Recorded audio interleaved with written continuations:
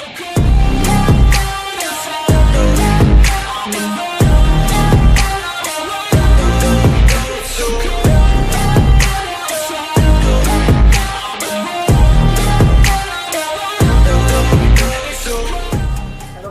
आपका फिर से स्वागत है आपके अपने चैनल नौकरी गुरुजी में।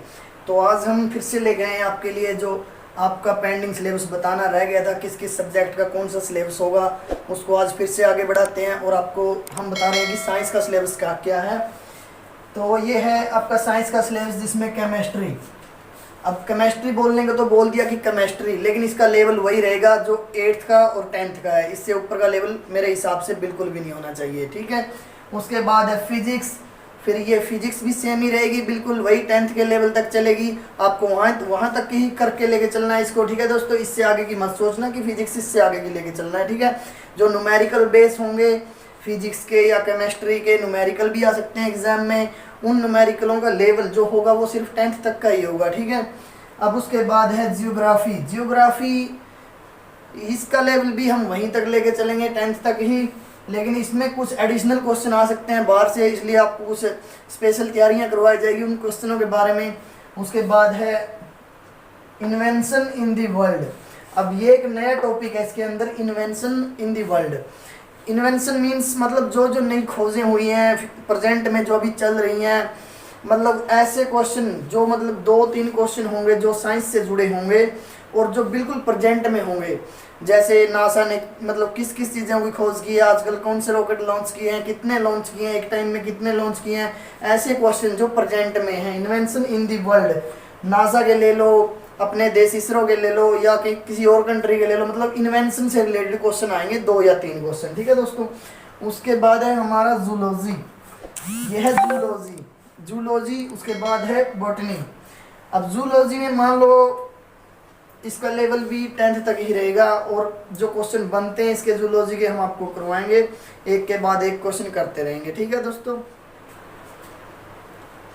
देखिए फ्रेंड, जो आपका पंजाबी का सिलेबस होगा वो इस प्रकार है। यह है आपका पंजाबी का सिलेबस। पंजाबी के सिलेबस में सबसे पहले और सबसे ज़्यादा इम्पोर्टेंट चीज़ है आपकी पंजाबी साहित्य, क्योंकि जब तक आप इसको ना पढ़ोगे तो मान लीजिए कि आपके 3 या 4 नंबर अप्रोक्सीमेटली गए समझो, अगर आपने ये नहीं पढ़ा और अच्छे से नहीं पढ़ा बिल्कुल, क्योंकि अच्छे से पढ़ना पड़ेगा, अगर अच्छे से नहीं पढ़ोगे तो नंबर नहीं आएंगे। और ये सेकंड है आपका पंजाबी भाषा ते उपभाषा। पंजाबी भाषा अति उपभाषा, इसके अंदर मान लीजिए पंजाबी की भाषा के बारे में बताया जाएगा कि इसकी प्रकृति किस प्रकार की है, कब से जन्मी है, किस उपबोली से आई है, किस भाषा से आई है, ठीक है दोस्तों। और उसके बाद है उपबोलियाँ। अब पंजाबी की कितनी उपबोलियाँ हैं, माझी है, मलवी है, कितनी उपबोलियाँ हैं, इन सब के बारे में आपको पंजाबी उपबोलियाँ चैप्टर में बताया जाएगा। उसके बाद है व्याकरण।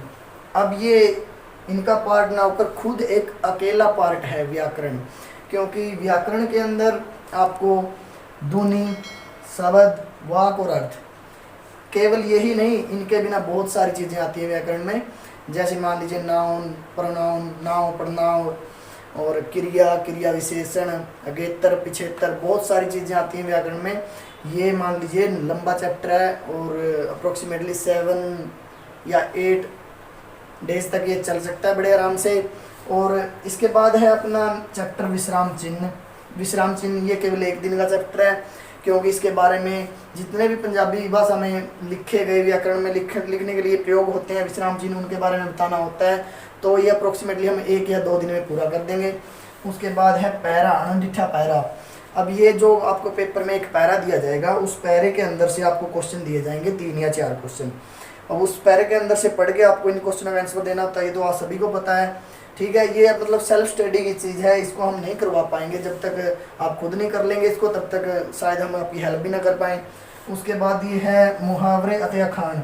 ये भी सेल्फ स्टडी की चीज़ है, जितना पढ़ोगे उतना ज़्यादा सीखोगे।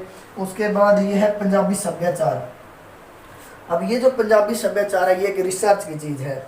हम इसके बारे में जितना रिसर्च करेंगे, जितने क्वेश्चन करेंगे, उतना ही अच्छा, क्योंकि ये बहुत ज़्यादा लेंथी चीज़ें हैं।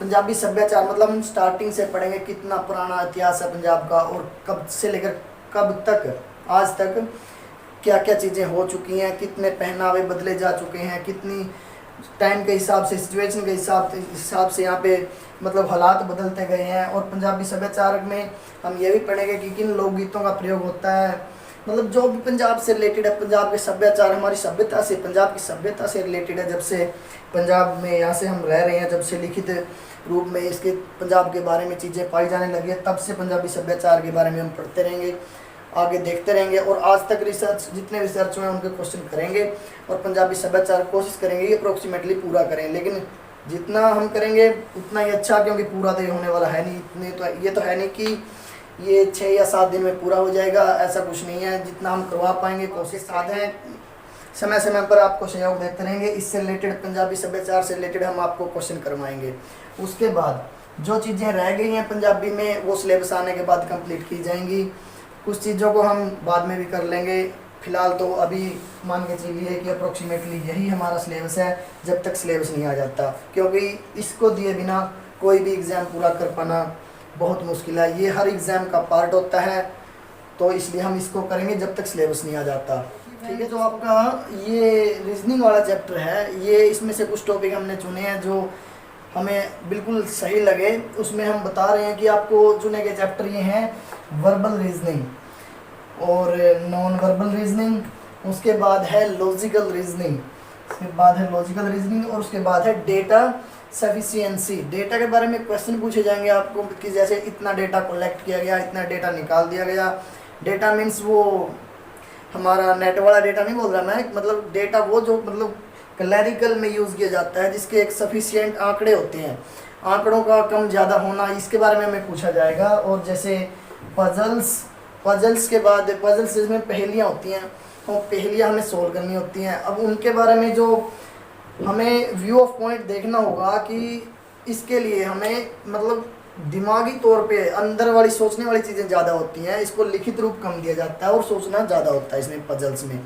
उसके बाद है एनालिटिकल और उसके बाद है डाटा इंटरप्रेशन। ठीक है दोस्तों, और उसके बाद अब ये चैप्टर हो गए, ये कुछ चुनिंदा चैप्टर हैं, ना कि ये सारी रीजनिंग है।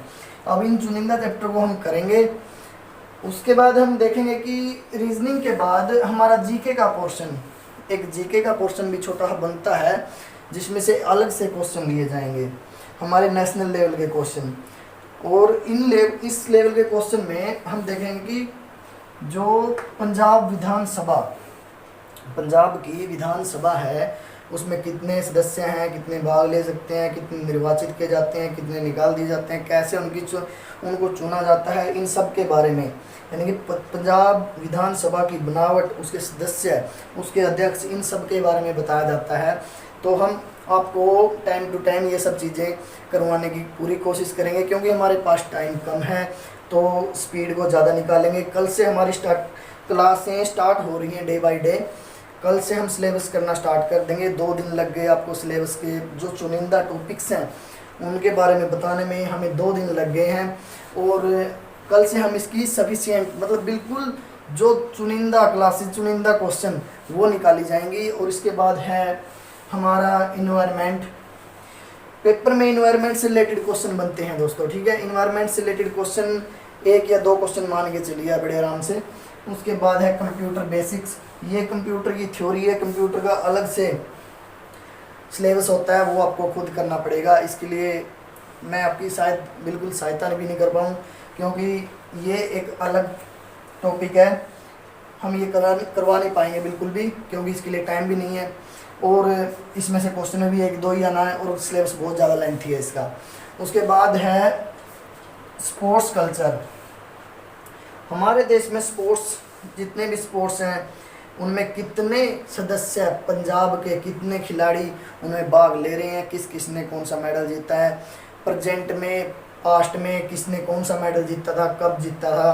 तो मतलब उसमें पंजाब के कितने खिलाड़ी थे, कौन सी टीम थी, कहाँ मैच हुआ था, किस मैदान में मैच हुआ था, ये सब क्वेश्चन बनते हैं। स्पोर्ट्स से रिलेटेड भी हमारे इस पेपर में आने के चांसेस हैं।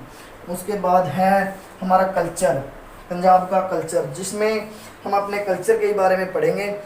और उसमें से ऐसा है कि कल्चर एक थ्योरेटिकल है बिल्कुल, हम आपको टॉपिक्स बता देंगे टाइम आने पर कि आपको ये क्वेश्चन करने चाहिए, कल्चर के रिलेटेड से, कल्चर के रिलेटेड आपको ये क्वेश्चन कर लेने चाहिए। उसके बाद है कि पंजाब इकोनॉमी, अब ये बिल्कुल लास्ट में रह गया है।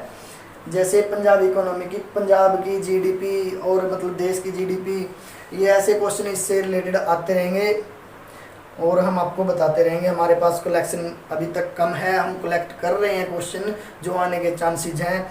तो डे बाय डे हम भी प्रिपरेशन करते हैं पहले, फिर जाकर आपको बताते हैं।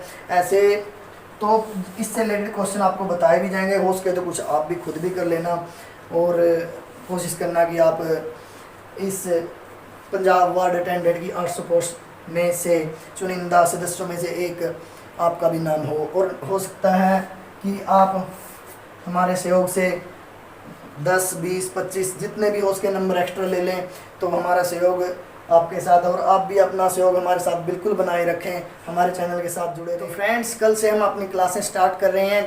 हो सके तो कमेंट में बता दीजिए मैथ की क्लासें स्टार्ट करें या फिर पंजाबी करें या रीजनिंग की करें या इंग्लिश की करें या साइंस की करें। हो सके तो आप हमें बता दीजिए, हम कोशिश करेंगे कि जो आप बताओ वही पहले हो, क्योंकि करना आपको है और हमें आपका सहयोग करना है और आपको मतलब थोड़ी जितनी ज़्यादा हो सके उतनी ज़्यादा सहायता प्रदान करनी है।